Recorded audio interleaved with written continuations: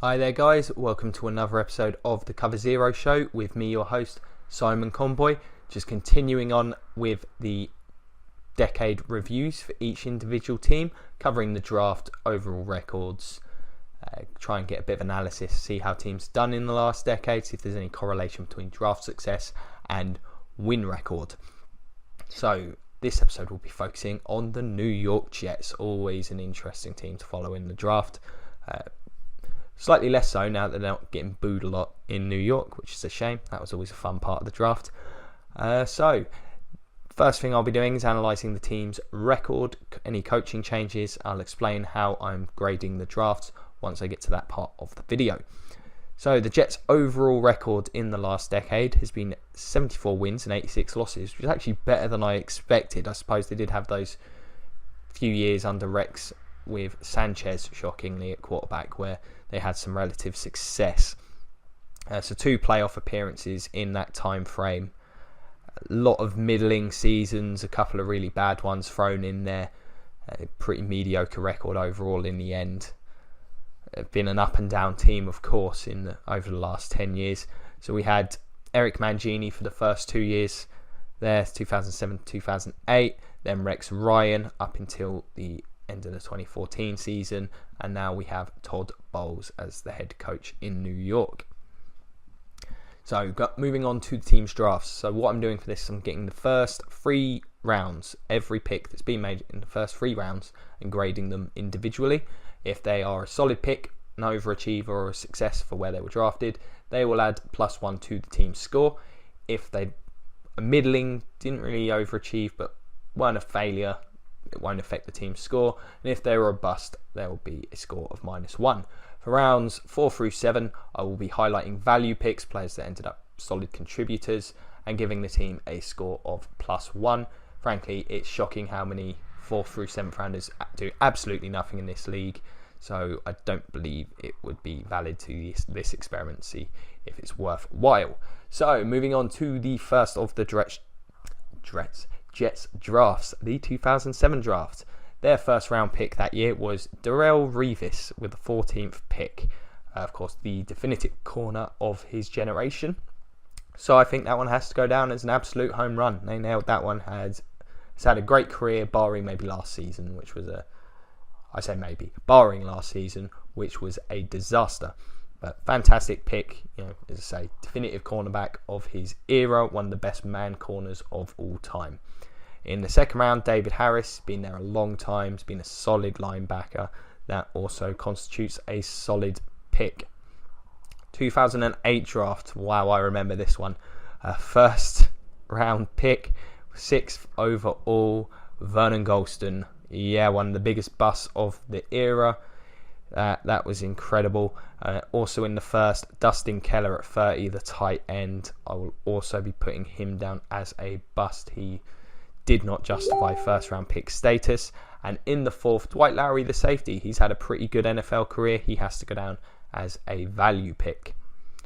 Moving on to 2009, first round pick. Mark Sanchez gave up quite a lot to go up and get him. No, I know he led the team to those 2 AFC title games, but I feel like that was more, if anything, in spite of him, I think we can safely say, especially for a 5th overall pick, he has been a bust in the league. In the 3rd, Sean Green, the running back, had some okay years, was a reasonable backup. I'll give him a solid. If it was the 2nd round, I wouldn't, but for a 3rd rounder, I feel okay doing that. And then in the 6th, Matt Slauson, the offensive lineman. He's been around in the league for a while, providing reasonable depth, not a great starter, but value for a 6th rounder.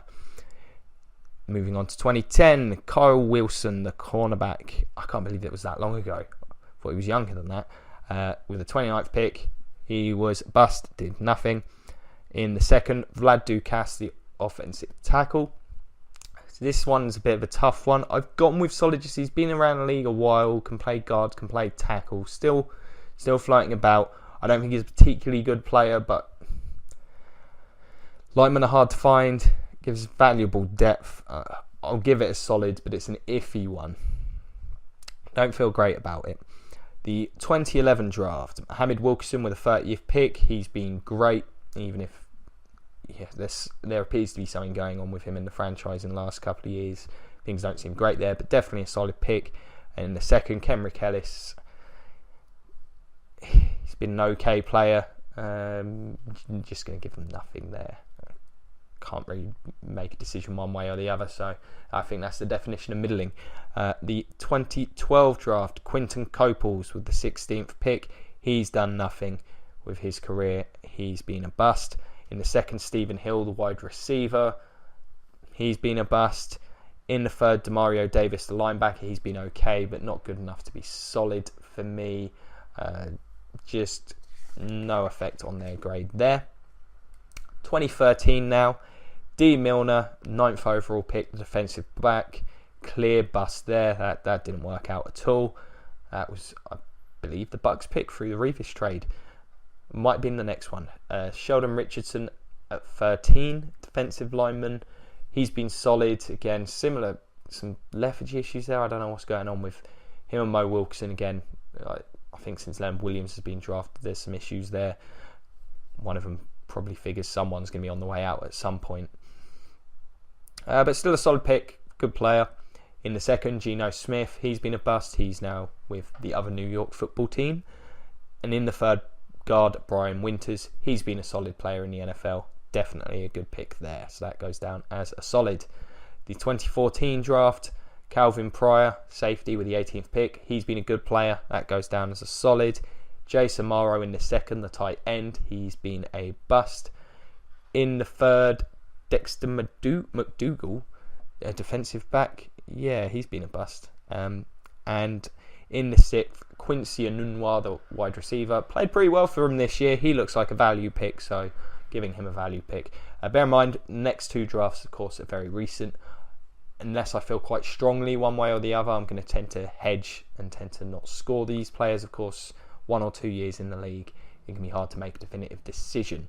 So, 2015 draft, Leonard Williams was great last year. Happy giving that solid. I know he was the 6th overall pick, but he looks like he's going to be a dominant player in the league. In the second round, Devin Smith, he's been a bust. I'm convinced he's going to be, so I'm putting him down as a bust at the moment. And in the third, Lorenzo Mauldin. Not sure who he is. We'll see if he contributes in this league. Last year's draft, first round, pick 20, Deron Lee, the linebacker. Very average rookie season, maybe bordering on poor, but we'll see how he develops. He's certainly got speed, fits what today's league sort of wants from its linebackers, you'd think. In the second, Christian Hackenberg. Happy to say he's a bust at this point. I know it's only 1 year in, but the team wasn't willing to take a look at him. That really, you'd have to think there was no reason not to. You never know, this might change in future when I revisit these grades. However, at the minute, I'm going to say he's going to be a bust. My list, my rules. And third round, Jordan Jenkins, a cornerback. We'll see if he ends up any good. So the totals for the Jets, we've got really poor production here. 8 solid picks, 1 absolute home run in Revis, and 3 value picks, and 12 busts. So there's not a huge amount of busts. There's a lot of mediocre contributors. Real sort of mishmash of when there's been picks and when there haven't due to some trading. But not enough production from these drafts. Only getting 3 value picks shows they've struggled picking up any value in late rounds in particular. In terms of their first rounders, they've had 12 and they've only had 4 of those become solid players. That's incredibly poor, and I mean 3 of those are defensive linemen. It shows why they've struggled on offense. No production in terms of drafting offensive players outside of a couple of linemen. That's incredible, frankly. Clearly, Rex focused on drafting defense. They weren't enormously successful even then in doing so. So 4 solid picks, 6 busts, 1 I'm undecided on, and 1 mediocre. That's terrible production. In total, this team ends up getting a score of exactly 0, which is very poor. They have struggled in the draft. I think most Jets fans are well aware of this. A shocking lack of production throughout. every phase. Truly one of the worst decades of drafting, so it's no wonder that they're in the state they're currently in regarding the overall depth and quality of the roster. So really disappointing for the Jets fans, no doubt. Do you guys disagree with me? Any of the scores I've given out in particular, feel free to let me know. As I say, Friday's episode will have a lot of stuff that I've done with this information and data. Hopefully you guys really enjoy that. I think it'll be a really informative episode. What do you think of this one? Do you think it's informative? I think it's been a very worthwhile exercise. I've enjoyed doing it. Any comments? Facebook, Cover Zero, Twitter, Cover Zero, the comment section below. I'll do my best to get back to absolutely everybody. Like, share, subscribe, all that good stuff. Check out the Patreon if you like. It's been an absolute pleasure. Thank you very much for your time. And as always, go Bucks.